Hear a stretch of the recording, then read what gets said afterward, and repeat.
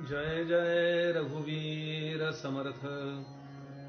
गणाधीश जो ईश सर्वा गुणांचा, मुळारंभ आरंभ तो निर्गुणाचा। नमो शारदा मूळ चत्वारि वाचा, गमो पंथानंत या राघवाचा। जय जय रघुवीर समर्थ। शुका सारिखे पूर्ण वैराग्य जाचे, वसिष्ठा परी ज्ञान योगेश्वराचे। कवी वाल्मिका सारिखा मान्य ऐसा, नमस्कार माझा सद्गुरु रामदासा। जय जय रघुवीर समर्थ। नमः शांताय दिव्याय सत्यधर्मस्वरूपिणे, स्वानंदामृततृप्ताय श्रीधराय नमो नमः। सद्गुरु भगवान श्रीधर स्वामी महाराज की जय। श्री महारुद्र हनुमान की जय। जय जय रघुवीर समर्थ। श्री समर्थ सेवा मंडळ सज्जनगड यांच्यातर्फे सर्वांना सप्रेम जय रघुवीर। श्रोते हो,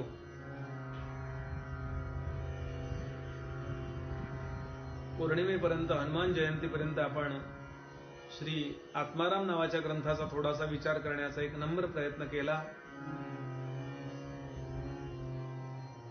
चैत्रवद्य द्वितीया हा सद्गुरु भगवान श्रीधर स्वामी महाराजांचा महानिर्वाण दिन आहे। आज त्यांनी समाधी घेतली। या महापुरुषाला 65 वर्षाचं आयुष्य लाभलं। इसवी दत्त जयंती दिवशी श्रीधरांचा जन्म कर्नाटकामध्ये लाड चिंचोळी येथे झाला आणि आज म्हणजे चैत्रवद्य द्वितीयेला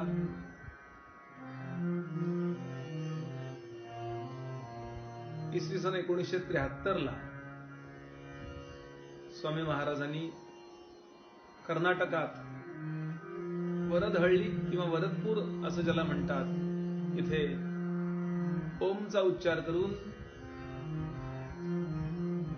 स्वतःचं प्राणोत्क्रमण स्वतःच्या आध्यात्मिक शक्तीनं ब्रह्मरंध्रातून केलं।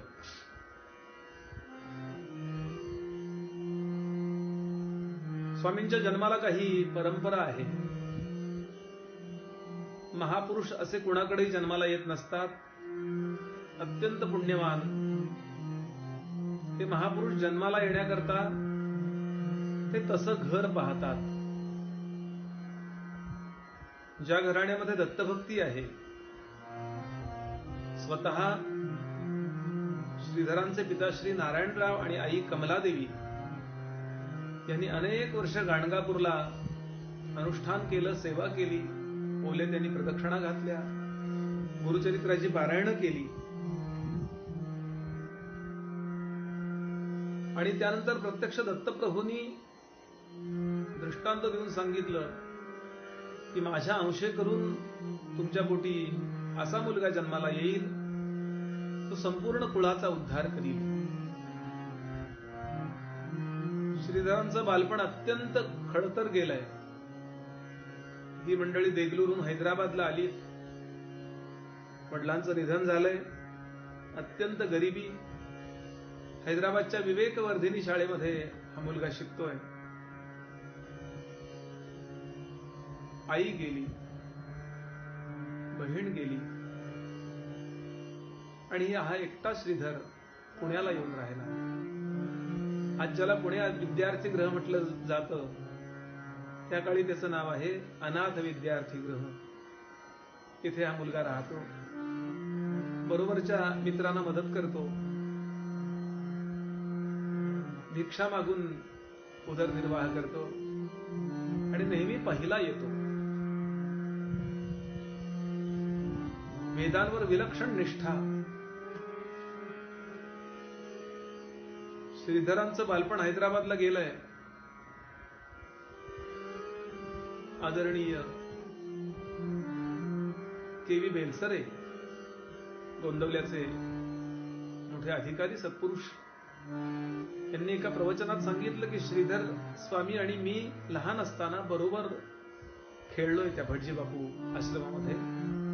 तेव्हा भटजी बापू होते तेव्हा ते म्हणाले होते, केशवा या श्रीधराचा अधिकार वेगळा आहे बरं. तेव्हा म्हणाले मला कळलं नाही कारण मी लहान होतो, पण आता कळतंय स्वामींचा अधिकार म्हणजे काय. आदरणीय बेलसरांसारख्या महापुरुषांनी प्रवचनामध्ये याचा उल्लेख करावा बालपणीचा. याच्यावरून श्रीधराची बालपणीचीच एक आध्यात्मिक झेप आपल्याला अंदाज देते. पुण्यामध्ये अनेकांचा सहवास स्वामींना लाभलाय, पण विशेष आदरणीय श्री पळणीटकर गुरुजी या गुरुजींच्या बरोबर डेक्कन जिमखान्याला व्यायाम करायला हा मुलगा येत असे की गुरुजी शिकवतात कसं, आणि मला शिकायचं आहे व्यायाम. उत्तम तब्येत होती, कसलेली तब्येत स्वामींची. आणि गुरुजींच्या लक्षात आला हा मुलगा वेगळा आहे, म्हणून त्याला तिथे सदाशिव पेठेत राहायचंय. तिथे पळणीटकर गुरुजींनी बोलावून घेतलं, ओळख झाली, तो तिथे राहू लागला. आणि त्यांच्या लक्षात आलं की याच्याकडे एक वेगळं स्फुल्लिंग आहे. मुलाला विचारलं, तुला जीवनात काय करायचंय? त्याने सांगितलं, मला या देहाचं सोनं करायचंय. अरे देहाचं सोनं होण्याकरता त्याला अध्यात्म मार्गालाच न्यावं लागतं. मी पाहतो तू समर्थांचा फोटो दिसला, समर्थांची प्रतिमा दिसली की बघत राहतोस. तुला समर्थ फार आवडतात का रे? हो महाराज, मला समर्थ खूप आवडतात. असं एखादं ठिकाण आहे का तपश्चर्येला? पळणीटकरांनी सज्जनगडाचं नाव सांगितलं. आणि यानंतर गुरुजींच्या आज्ञा घेऊन सविस्तर आता मला आपल्या समोर हा विषय बोलायचा नाहीये. स्वामींच्या चरित्राचा थोडासा आढावा थोड्या वेळामध्ये आपल्यापर्यंत आणून पोहोचवायचा आहे. मी माझ्या थोड्याशा अनुभवाने नेहमीच सांगतो, ज्याला काही परमार्थ करायचा आहे, विशेष काही करायचं आहे, त्यानं श्रीधर स्वामींचं चरित्र मुळातून वाचून काढावं, पुन्हा पुन्हा वाचावं. म्हणजे आपलं जीवन कसं अंतर्बाह्य पवित्र आणि समर्थ करता येतं. अगदी अलीकडच्या काळामध्ये झालेला हा समर्थच. स्वामींचं चरित्र दिव्य आहे. स्वामी महाराज निघाले. वाटेमध्ये भगवान शंकरांचं जे ठिकाण आहे बनेश्वर, वनामधला ईश्वर वनेश्वर, या ठिकाणी शिवपिंडी जवळ बसून सद्गुरूंचा अनुग्रह दाक्षिणात्य पद्धतीने म्हणजे दक्षिणामूर्ती विधानाने घेतला. म्हणजे प्रतिमेसमोर बसायचं आणि तुम्ही माझे गुरुजी झाला असं. तसंही विश्वाचा गुरु शिवच सांगितलेला आहे. ब्रह्मदेव आणि महाविष्णू यांच्या मस्तकावरती एक वस्त्र घालून शंकराने दोघांना अनुग्रह दिला अशी कथा शिवपुराणामध्ये येते. तसाच जणू शिवस्वरूप सद्गुरूंनी श्रीधरांना अनुग्रह दिला. आणि यानंतर हा मुलगा सज्जनगडाकडे निघाला. 2-3 दिवस पायपीट करीत गडावरती जाऊन पोहोचले. खंबाळ्यामध्ये आंघोळ केली, समर्थांचं दर्शन घेतलं. आधी गणराय, मग मारुतीराय. श्री मारुतीरायांच्या नंतर भगवान श्री शंकर, रामराय, सीतामाई, लक्ष्मण महाराज, मारुतीराय, समर्थांची मूर्ती, सर्व देवदेवता. आणि यानंतर दत्तात्रेयांच्या चरणपादुका आणि समाधीचं दर्शन घेतलं. आणि हा मुलगा इथे नुसता आला नाही तर इथे रमला, समर्थांचा झाला. सद्गुरूंना शरण कसं जावं हे श्रीधर स्वामी महाराज आम्हाला शिकवतात. शरण जावं म्हणजे आपण त्यांचं व्हावं. तुकोबांचा अभंग आहे, पंढरपूरचे भूत मोठे, पंढरीचे भूत मोठे, आल्या गेल्या झडपे वाटे. पंढरीला जाऊ नका कोणी म्हणाले. का? एकदा गेलात ना, आला नाही परतून. एकदा तुम्ही गेलात की तुम्ही परतून येत नाही. आणि जे परतून येतात ते गेलेले नसतात, ते फक्त फिजिकली तिथे उपस्थित असतात असं म्हणायचं. तसं सद्गुरूंना शरण कसं जावं. एकदा स्वामी समाधीमध्ये आले आणि समर्थांचे झाले. खूप सेवा केली आहे स्वामींनी. अनेक सेवेकरी झाले, पुढे होतील. पण स्वामींची सेवा कशी आहे ते मूळ चरित्र वाचलं की कळतं. अनेक कथा आहेत, पण तळ पायाला भेगा पडून, गडावर थंडी खूप असते त्यावेळेला, तर केवढी थंडी असेल. 100 वर्षापूर्वीचा काळ.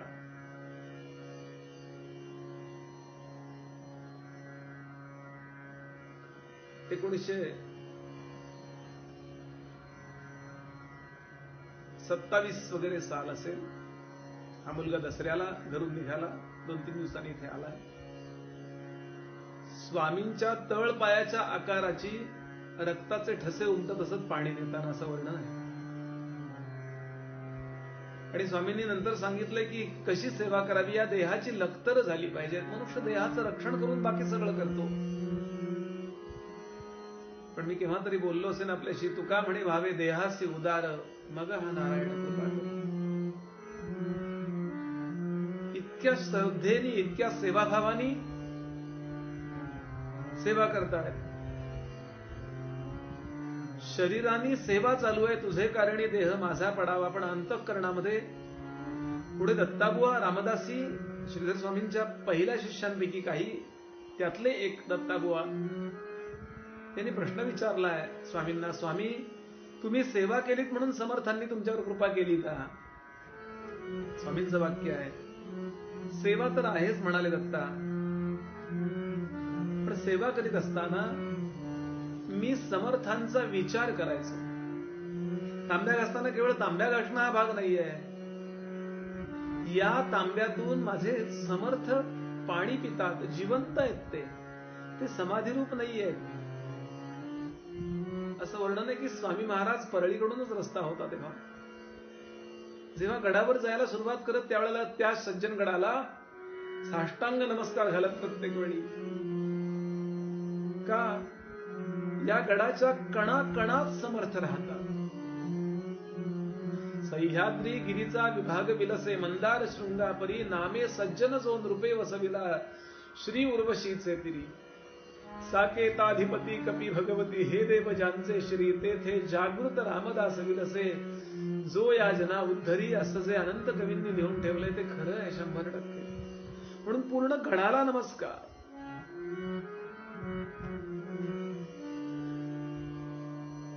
उत्तरेतल्या एका कवीनी म्हटलंय, ये भारत नाही, यहा का कंकर कंकर शंकर है. सज्जनगडाचा कण आणि कण समर्थ रूप आहे. असं सद्गुरु रूप विचार केला तर ब्रह्मरूपच आहे ते.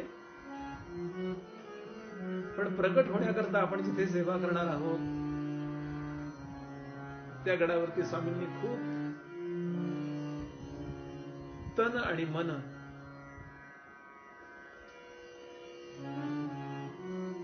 लावून सेवा केली. तन मन म्हटलं की धन येतं. श्रोते हो, आज जे काही धन दिसतंय, सज्जनगडाचा, शिवथरगडीचा, या देवस्थानांचा जो काही कायापालट झालेला दिसतोय, याचं महत्वाचं कारण श्रीधर स्वामींनी सज्जनगडावर केलेली तपश्चर्या. अनेक उत्तमोत्तम रामदासी तयार केले स्वामींनी. गडाचा कायापालट ज्यांनी केला ते समर्थ भक्त दिनकर बुवा रामदासी आणि त्यांची टीम. त्यामध्ये मारुती बुवा आहेत, गद्रे बुवा आहेत, करमरकर बुवा आहेत, अय्या बुवा आहेत, कुलकर्णी बुवा आहे, भास्कर बुवा, किती किती किती ही सगळी मंडळी गडाकरता झटली. त्यावेळची सगळी मॅनेजमेंट, सगळी नावं मला आता आठवत नाहीये, पण मलाही माहीत नसलेले किती लोक असतील, आपल्याला माहीत नसलेले किती लोक असतील. गोंदवल्याला ज्या महापुरुषांनी अनेक लोक त्यामध्ये खपलेत, नामरूपाला आणलं, त्यावेळेचे कमिटीतले मुख्य समर्थ भक्त आणि गोंदवलेकर महाराजांचे अनन्य सेवक श्री गाडगीळ, अण्णा गाडगीळ हे श्रीधर स्वामी महाराजांचे अनुग्रहित आहेत. मी त्यांना पाहिलंय. केवढी गोंदवलेची सेवा केली त्यांनी. गुरुपूरचा विकास करणारे श्री केळकर महाराज हे श्रीधर स्वामी महाराजांचे अनुग्रहित आहेत. पिठापूर एका विकसित अवस्थेत नेणारे श्री रामस्वामी हे श्रीधर स्वामी महाराजांचे अनुग्रहित आहेत. अनेक उत्तम विद्यार्थी तयार केले स्वामी महाराजांनी. स्वामींची खूप परीक्षा बघण्यात आली आहे त्यावेळच्या व्यवस्थेप्रमाणे. सुरुवातीला स्तुती करून हा काय सेवा करतो मुलगा, समाधीतून समर्थांना प्रगट पण करील. नामदेव महाराजांनी पांडुरंगाला भरवलं, समर्थ जेवतील सुद्धा श्रीधराच्या हातून, अशी स्तुती खूप लोकांनी केली. आणि मंदिरात प्रवेश बंद करण्यापर्यंत त्रासही देण्यात आला. साधारणतः आम्ही व्यवस्थेला नावं ठेवण्यामध्ये वेळ घालवतो, पण माझे गुरुजी नेहमी सांगतात, समाजामध्ये काही लोक सज्जन असतात, काही लोक कंटक असतात. समाज कंटक म्हणतो ना, त्रास देणारे असतात, सगळीकडे असतात. किंवा आमच्याकडून सुद्धा काही चुकतं, काही वेळा मुद्दाम चुकतं असं नाही. त्यावेळेला काय बुद्धी फिरते कोणास ठाऊक आणि मनुष्य वाईट बोलतो, वाईट वागतो. का हो? या कंटकांची गरज आहे का? कंटक म्हणजे काटा, मराठीमध्ये त्याला काटा म्हणतात. अमरावतीला आमचे वैकुंठवासी श्री मुरलीधर बुवा निजामपूरकर कीर्तन करीत होते जगदंबेच्या आंबेच्या मंदिरामध्ये. संतांना समाजातल्या कंटकांनी त्रास दिला, काट्यांनी त्रास दिला, काट्यांनी त्रास दिला, काट्यांनी त्रास दिला. बोलता बोलता ते म्हणाले, मग काटे हवेत की नाही हो? काटा हवा की नाही? समाजामध्ये त्रास देणारे लोक हवेत की नाही? काटा पाहिजे की नाही? ते म्हणाले, काटा या शब्दाचे दोन अर्थ आहेत.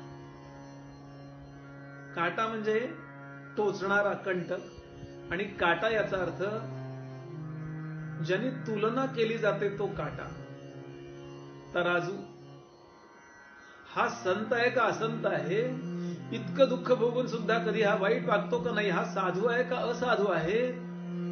हे तोडण्याकरता काट्याची गरजच आहे म्हणाले समाजात.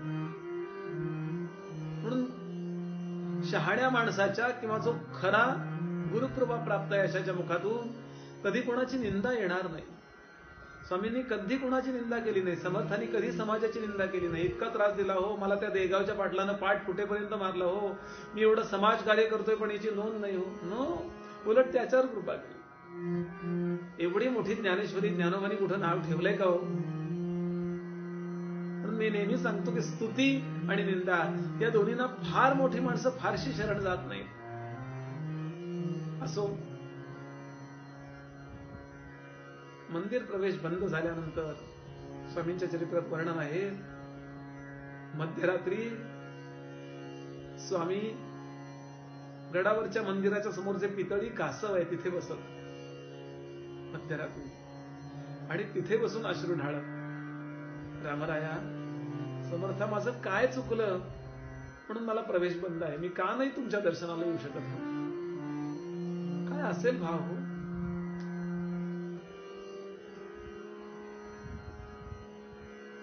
काय जाहले दूर लोटले, रामदासजी असे कोपले, भक्त वत्सला रघुवरा मला, मार्ग दाखवी योग्य तो मुला. मला योग्य मार्ग दाखवा. आणि पुन्हा मॅनेजमेंट बदलली. स्वामी महाराजांना आदराने प्रवेश मिळाला. पुन्हा मनापासून सेवा. पण एक दिवस पहाटेची वेळ, कुणी समाधीमध्ये नाहीये. समाधीच्या बाहेरच्या कोपऱ्यामध्ये स्वामी महाराज ध्यानाला बसले. ज्ञानात ध्यानम विशेषते सांगितलंय. दानानी धन शुद्ध होतं, स्नानानी शरीर शुद्ध होतं, नामानी वाणी शुद्ध होते, आणि ध्यानानी अंतःकरण शुद्ध होतं. रोज 1 मिनिट तरी ध्यान करावं. सगुण ध्यान करा, निर्गुण ध्यान करा, तसंही करा. समर्थांना आठवताय, शुका सारिखे पूर्ण वैराग्य ज्याचे, वसिष्ठा परी ज्ञान योगेश्वराचे, कवी वाल्मिका सारिखा मान्य ऐसा. नमस्कार माझा सद्गुरु रामदासा. आणि समर्थ रामदास स्वामी प्रगट झाले. पिवळसर छान तेज फाकलं सगळीकडे. स्वामी थोडे डोळे दिपले स्वामींचे आणि चक्क त्या समाधीतून समर्थ प्रगट होऊन समोर आले. मस्तकावर हात ठेवला, सगुण साक्षात्कार दिला, तत्वमसीचा महावाक्याचा उपदेश केला. स्वामींची समाधी लागली आहे. समाधी पुन्हा समर्थांनी उतरवली आणि सांगितलं, विकारांवर विजय मिळवणारा तू भगवान आहे. भगवान ही पदवी स्वतः सद्गुरूंनी समर्थाने श्रीधर स्वामींना दिलेली आहे. असं वर्णन आहे. समर्थ जेव्हा अदृश्य झाले त्यावेळेला स्वामींना अंगावरती भगवे कपडे आहेत. आपल्या समर्थांनी भगवी शाल अंगावर घातली आहे असा भास झाला क्षणभर. थोडक्यात संन्यासाची आज्ञा. त्यानंतर समर्थांच्या आज्ञेप्रमाणे श्रीधर स्वामी महाराज दक्षिणेला निघाले. दक्षिणेला जा.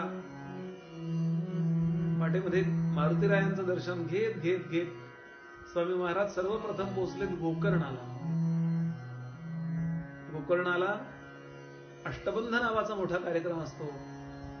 त्यामध्ये स्वामींनी इतकी सेवा केली. आजही ती जोगळेकर मंडळी कुटुंबीय सांगतात गोकर्णाची की स्वामींसारखा महापुरुष आम्ही पाहिला नाही. विशीचे असतील 20-21, पण इतकी सेवा केली त्या अष्टबंधामध्ये अन्नदानाची पडेल की.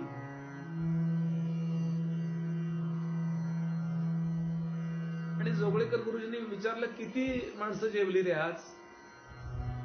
खूप मोठा तो सोहळा झालाय महिनाभराचा. रोज वाढतायत, 4-4, 5-5 तास वाढून.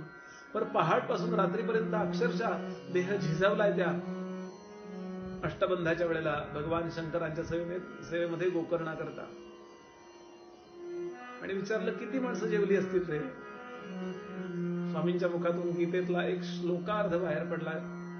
श्लोक 1/4 श्लोक बाहेर पडला.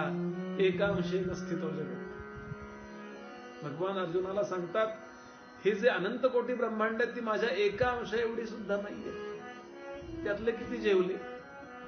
आणि लक्षात आलं, काही न बोलता शांतपणानं सगळी सेवा करणारा हा कुणीतरी महापुरुष आहे. त्याचा मोठा सत्कार करूया असं ठरवलं. आणि पहाटे वेळेला श्रीधर जिथे झोपायचे, विश्रांती घ्यायचे जाऊन पाहिलं. श्रीधर केव्हाच निघून गेले होते. जिथे मान सन्मान तिथे स्वामी कधी थांबायचे नाही. प्रतिष्ठा सुकरी विष्ठा गौरवम शुद्ध रौरवम सांगितलंय शास्त्राने. नको. त्यानंतर शिग्गेहाळीला आले. स्वामी शिवानंदांची भेट झाली. शिवानंदांच्या भेटीनंतर बरेच फिरलेत स्वामी महाराज. या फिरण्यानंतर खूप खूप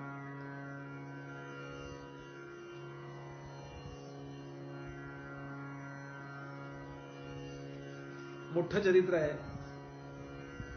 स्वामी महाराजांचं.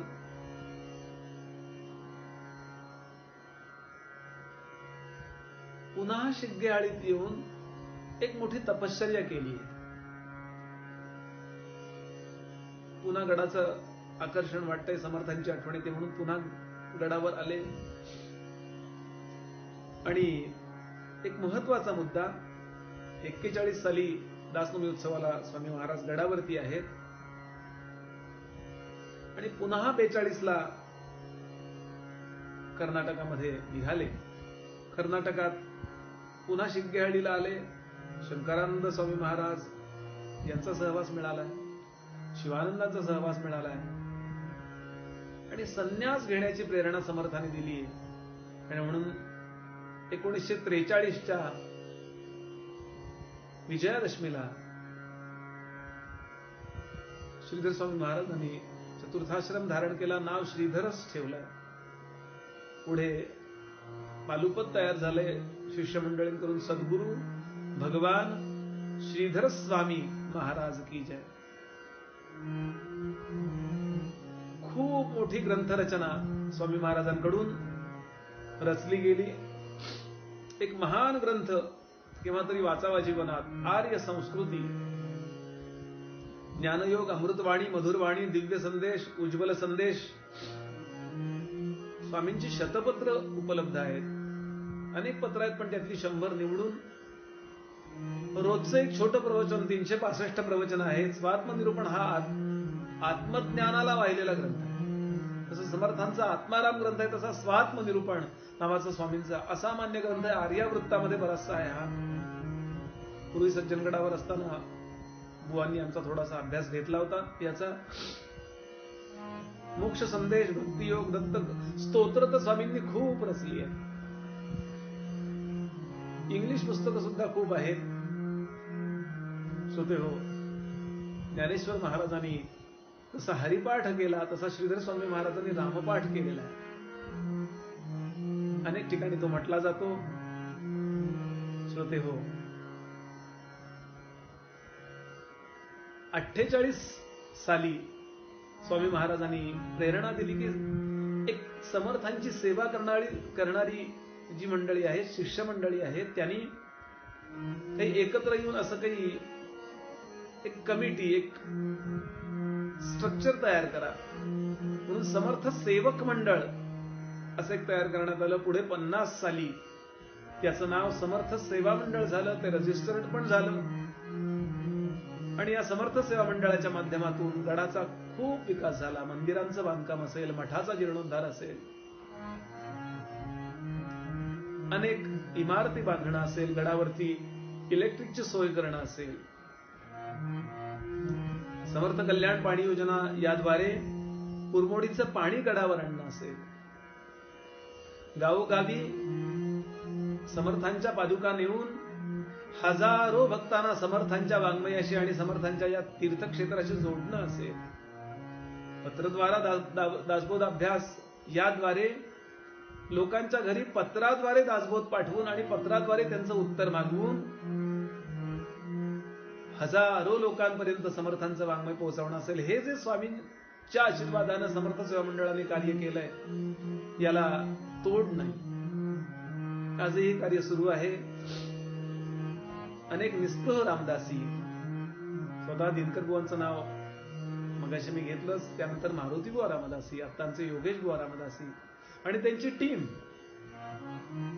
हे एकच कार्य समर्थांच्या विचारांचा प्रचार आणि प्रसार आणि तेणेकडून जगाचं कल्याण व्हावं ही समर्थांनी जी भूमिका घेतली की रामकथा ब्रह्मांड भेदून पैलाड न्यावी, विचार रूपानं समर्थ गावोगावी पोहोचवावेत, या तळमळीने ही मंडळी कार्य करतायत. याला कारणीभूत श्रीधर स्वामी महाराजांचं संपूर्ण जीवन आहे. 65 वर्षाचा हा महापुरुष चैत्र वद्य द्वितीयेला ओम असा उच्चार करून आजच्या दिवशी सकाळी साधारण 9च्या दरम्यान असा ध्यानस्थ बसलेला आहे आणि देह टाकतो. केवढं मोठं तप आहे. मी नेहमी सांगतो की श्रीधर स्वामी महाराजांचं चरित्र पुन्हा पुन्हा वाचावं. हतोत्साह जो झालेला मनुष्य अगदी आत्महत्या करण्यापर्यंत आलेला आहे असे अनेक लोक मी पाहिलेत की स्वामींचं चरित्र वाचलं आणि जीवनाला आकार आला. कशातही फार न अडकता आपलं साधन उत्तम करावं. पण स्वामी महाराजांनी पूर्ण सोडताना, सज्जनगडावर जाताना 8 प्रतिज्ञा केलेल्या होत्या. आमरण अस्खलित ब्रह्मचर्य पाळी, नुसतं बोलण्यापुरतं ब्रह्मचर्य नाही, खरं ब्रह्मचर्य पाळी. आयुष्यामध्ये कधीही द्रव्याला, धनाला शिवणार नाही.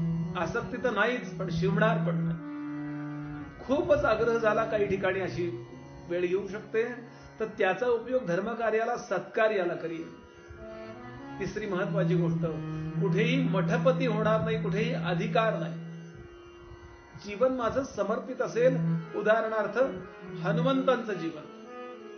4, गरीबातल्या गरीबाला ज्या शक्य आहेत तेवढ्याच माझ्या गरजा असतील.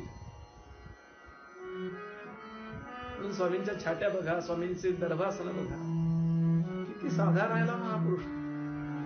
आजही स्वामी जिथे राहिले गडावर ती जमीन सारवली जाते, तिथे फरशी नाही. स्त्री पुरुषांना समान दृष्टीनं बोध करीन. संपूर्ण स्त्री समाज मी माझ्या मातेप्रमाणे मानीन.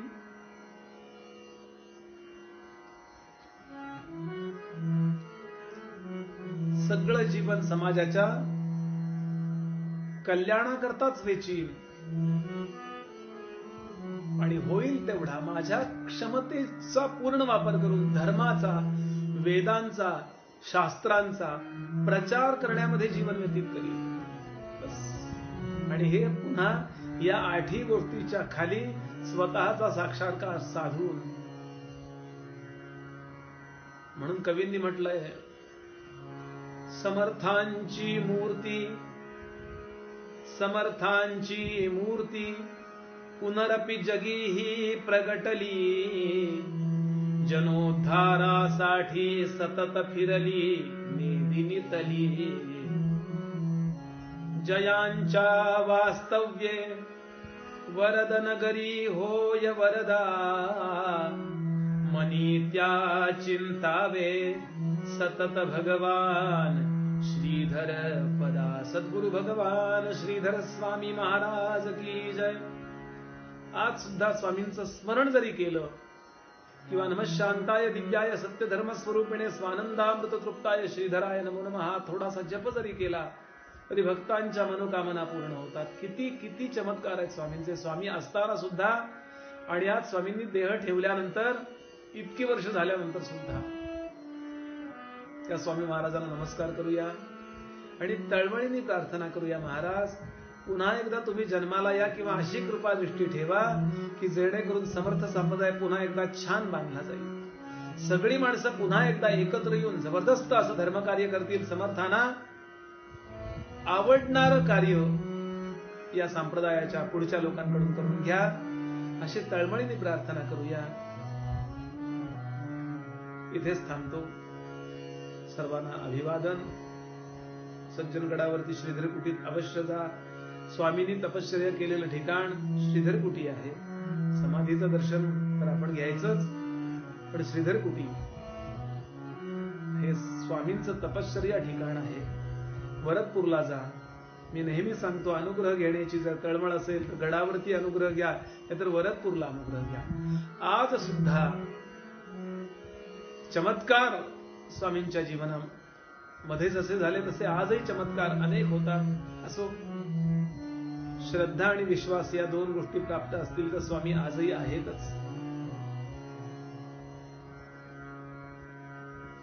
रामा मी तवदा सदा समणवी माते कशाचे भय. रामा जाईन ज्या स्थली सुखघना होईल तेथे जय. रामा या भुवनत्रयी तुझ विणे नाही तुझा तारक. रामा तू सकलार्थ पूर्ण करिसी तू तातमी बालक. जय जय रघुवीर समर्थ.